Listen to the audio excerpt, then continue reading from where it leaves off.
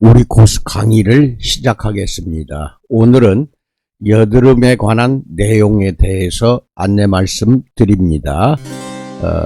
우리가 셀젤이 얼굴, 비만, 건강 세 가지를 셀젤 한 가지로 다 잡을 수 있다라고 내가 누차 강조를 했습니다. 그러면 여드름도 얼마든지 셀젤 하나로 잡을 수가 있습니다. 이런 부분에 대해서 관심을 깊게 가지고 제가 말씀드리는 여드름에 관한 상담할 때 중요한 내용에 대해서 핵심적인 내용만 말씀드리기로 합니다. 박테리아라고 합니다. 세균. 이 세균은 두 가지가 있습니다. 하나는 gram 양성균이라고 합니다. 또 하나는 gram 음성균입니다. 두 가지가 있는데 염색을 했을 때 감청색, 보라색으로 염색이 되는 것은 gram 양성균이고, 빨간색, 복숭아색으로 염색되는 것은 gram 음성균이라고 합니다. 여드름이 화농성일 경우에는 고름이나 농이 많이 차오릅니다.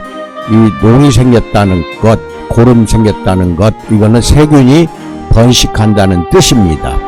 그래서 이게 여드름이 잡기가 어려운 이유 중에 하나가 한 가지 세균이 아니라 밝혀진 것은 우선 두 가지를 제가 말씀을 드리는데, 이것이 복합적으로 또는 하나마다 이렇게 섞여져 있거나 따로 있거나 고름을 일으킨다는 것입니다. 그 하나는 코리노박테리움 아크네라고 하고, 그리고 끝에 이 아크네라는 말을 따가지고 여드름, 이렇게 아크네라고 여드름으로 표현을 하는데 원래는 여드름 세균 이름입니다. 이 코리노박테리움 아크네가 하나 있고 프로피오니 박테리아가 있습니다. 이 두 가지는 그람 양성균입니다. 그런데 이게 한 가지 이 균도 마이신으로 해결하기가 어려운데 두 가지가 섞어 있는 경우에는 마이신으로는 이게 완치하기가 아주 힘이 듭니다. 그래서 여드름은 피부과에서 아주 골칫덩어리로 알고 있고, 여드름을 올 때마다 간호사를 시켜서 하도록 하는데 낫질 않아요. 또 자꾸 재발합니다. 그래서 여드름처럼 힘든 피부병은 또 없다고 봐야 돼요. 굉장히 힘이 듭니다. 이게 여드름 원인균이, 여기 보시면은 이 여드름 원인균이 이 안에 이게 피지선이라고 합니다. 지금 이 부위가 피지선인데, 피지선 안에 차 있는 거, 꽉 차 있을 때 피지를 먹고 여기에서 번식을 합니다. 그러면은 세균이 들어온 것을 몸 안에 있는 면역세포가 찾아내서 쫓아갑니다. 그 찾아서 이 두 가지 박테리아, 세균하고 이제 전투가 벌어지면서 상호 죽게 됩니다. 면역세포도 죽고 이 두 가지 박테리아도 죽고, 이 죽은 시체의 무덤이 고름입니다. 그게 바로 고름이에요. 그 다음에 여드름은 두 가지 종류가 있습니다. 표재성 여드름이 있고 심재성 여드름이 있습니다. 그러니까 겉으로 이렇게 좁쌀처럼 올라온 거, 주로 건성 피부에서 많이 나타나는 여드름입니다. 이것은 곪질 않아요. 곪질 않은데 가끔 가려울 수는 있어요. 그런데 심재성 여드름은 뭐냐? 깊이, 여기 말씀드린 대로 피지선 같은 데에서 깊이 있는 곳에서 세균이 번식하는 여드름, 이것은 심재성 여드름이라고 다 골마요. 그래서 화농성 여드름이라고도 이야기할 수가 있습니다. 골마요. 가렵지는 않은데 골마요. 두 가지 여드름으로 크게 분류할 수가 있습니다. 뭐 이상하게 여러 가지 또 형태로 또 나누기도 합니다만은 일단은 두 가지입니다. 여드름은 표재성과 심재성. 좁쌀처럼 이렇게 약간 가려우면서 나타나는 여드름, 이것이 참 오래 갑니다. 그리고 또 하나는 피지선에서, 즉 기름을 만들어내는 선을 피지선이라고 합니다. 세균이 들어가서 침범해서 나타나는 화농성 여드름이 심재성입니다. 잘 기억을 하시고, 그 다음에 여드름 생성 요인들에 대해서 잠깐 말씀드립니다. 성호르몬이 균형을 맞질 않아요. 이게 뭐냐면은 이 피지선에서 기름을 많이 분비할 경우에는 안드로겐이라는 남성 성호르몬이 아주 많이 몸 안에서 발생을 할 때, 만들어질 때에는 피지선에서 많이 피지 성분, 즉 기름 성분, 이걸 만들어냅니다.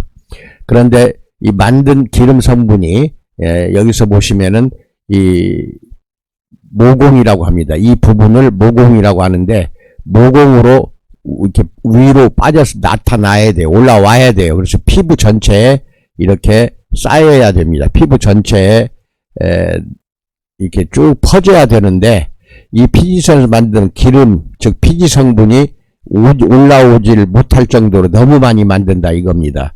이것은 주로 청소년 때 나타나는 그 여드름입니다. 그래서 성호르몬이 너무 많이 흘러요. 안드로겐이라는 남성 호르몬이.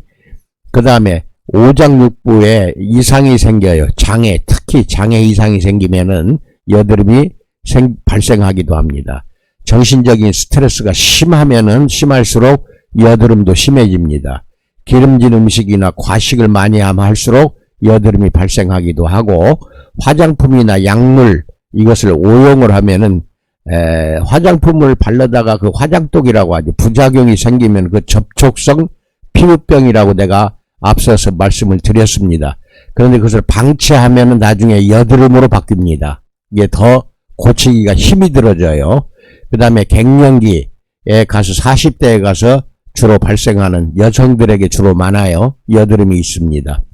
물리적인 자극을 받아요. 외부 자극을 받아서 여드름이 발생하기도 하고, 그 다음에 여성 생리적 여드름, 이걸 다른 말로 월경 전 증오형 여드름.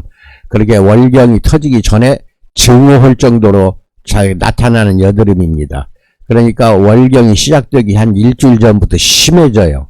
그러다가 월경, 즉 생리가 끝나면은 서서히 또 들어갑니다. 그럼 그 다음 달이 또 그래요. 그 다음 달 또 그러고 계속해서 반복해서 나타나는 여드름을 월경정 증오형 여드름이라고 합니다. 그 다음에 햇볕을 많이 쬐면 피지 성분이 활발해지기 때문에 여드름에 심하게 노출이 됩니다. 햇빛도 많이 쬐면 안 되는 것이 여드름이에요. 이런 여러 가지 원인으로 인하여 여드름이 생성된다 하고 밝혀진 것을 말씀드렸습니다. 그 다음에 그림을 봅시다. 여드름 발생 과정인데, 이게 이제 여기 피지선에서 나와야 할 기름이 나오질 못하고 면포 상태로 덩어리가 굳어버립니다. 빠져나오지 못하고, 여기서 면포는 얼굴, 이마, 콧등에 좁쌀 크기로 굳어진 피지 덩어리입니다. 이게 이제 이 위에가 이제 모공이라고 합니다. 이 모공이 막혀버리면 피지가 올라오지 못하고 좁쌀처럼 볼록하니 올라와요. 그래가지고 거기서 그대로 멈춰버립니다. 이것을 아까 이야기한 표재성 여드름이라고 하고, 이 위에 볼록볼록 올라온 거, 이것을 면포, 그렇습니다. 면포라고 합니다. 그래서 미세먼 면포는 조그만하게 나타나는 거고, 이것은 면포가 크게 올라와서 크게 나타나는 거. 이것이 더 피지가 더 많이 만들어지면은 면포도 커져요.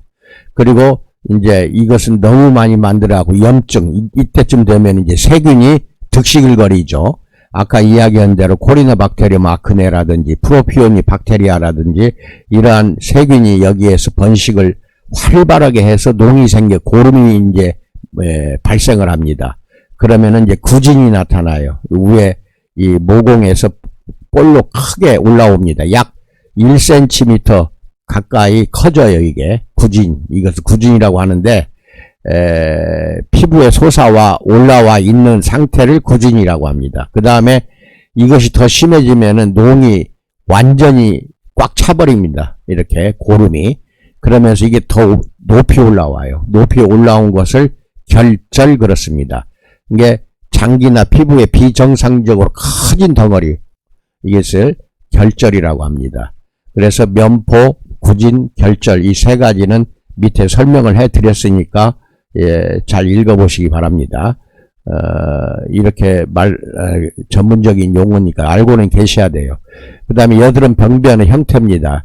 이게 피지선입니다. 피지선을 만든 피지가 올라와가지고 이렇게 여기서 좁쌀처럼 딱 막아버렸지 않습니까? 이 면포라고 그래. 면포가 좁쌀처럼 딱 막힌 거. 여기 보면은 좀 좁쌀처럼 작죠. 작아요.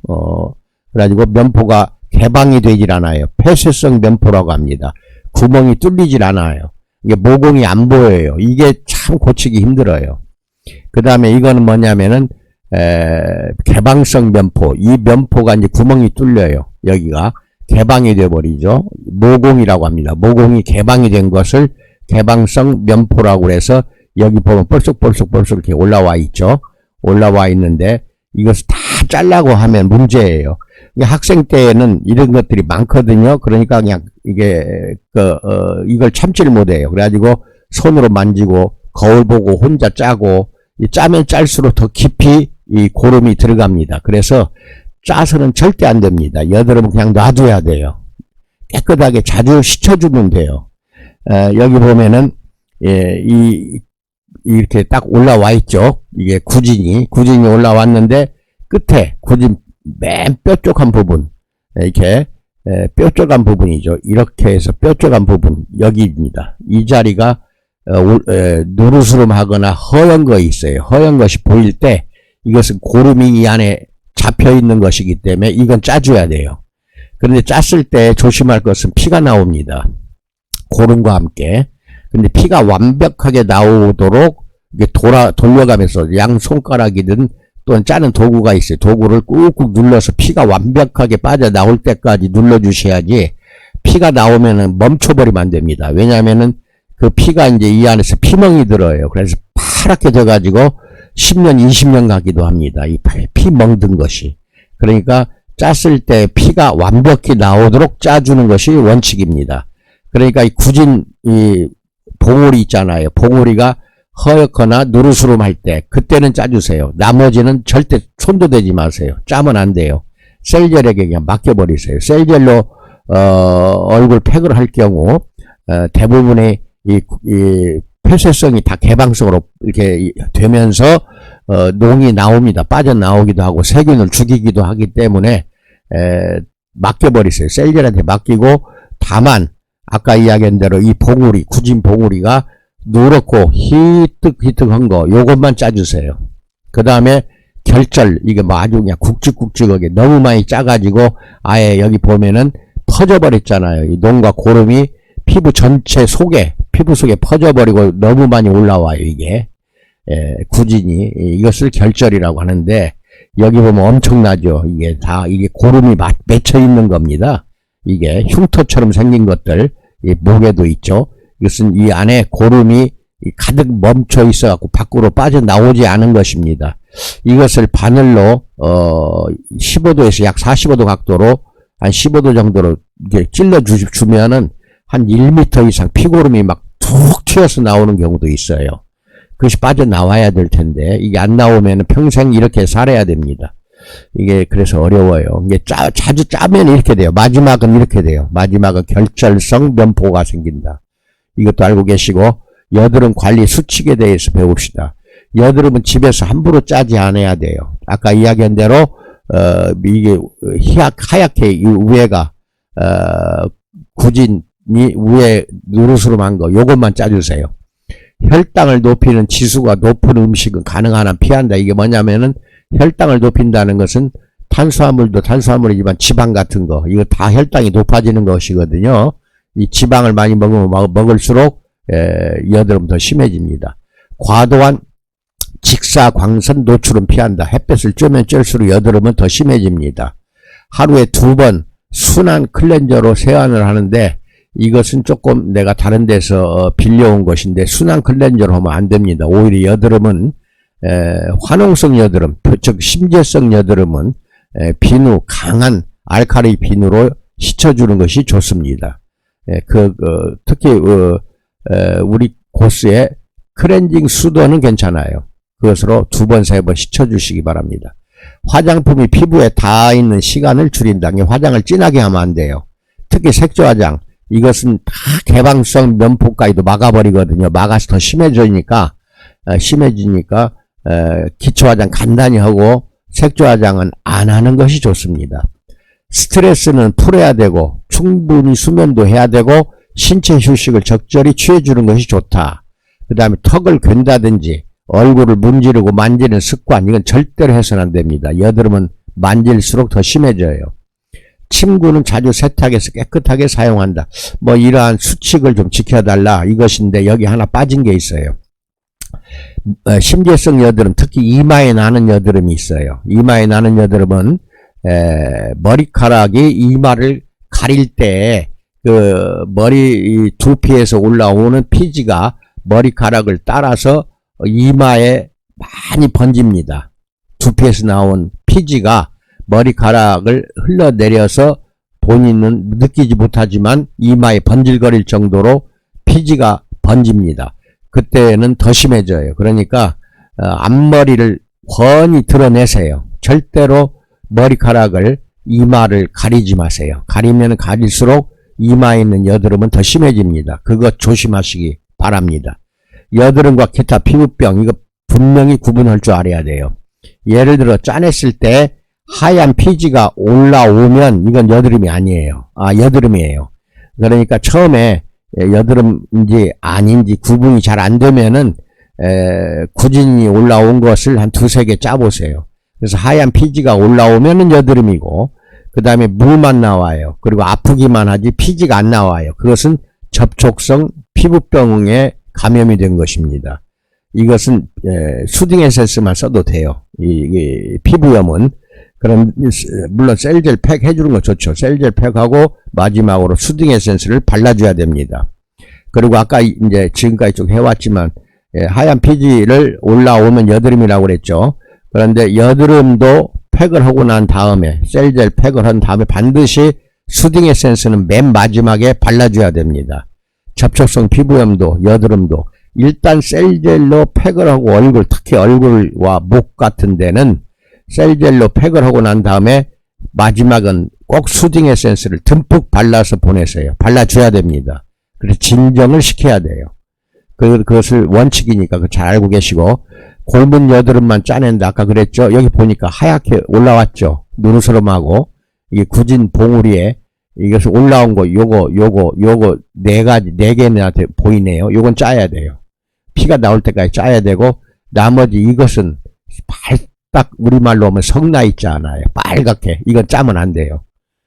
이것은 골물 때까지, 이게 고름이 보일 때까지 놔두세요. 셀젤에 맡기세요. 셀젤에 맡기고 손도 대지 마세요. 샵에서는 이것만 짜주세요. 이거 누르스름하고 하얀 거 이것만 짜줘야 한다. 나머지는 계속 이틀에 한 번, 하루에 한 번씩 오라고 해갖고 여드름 팩, 셀젤 팩으로 하고, 그리고 마지막 수딩 에센스를 발라서 보내주세요.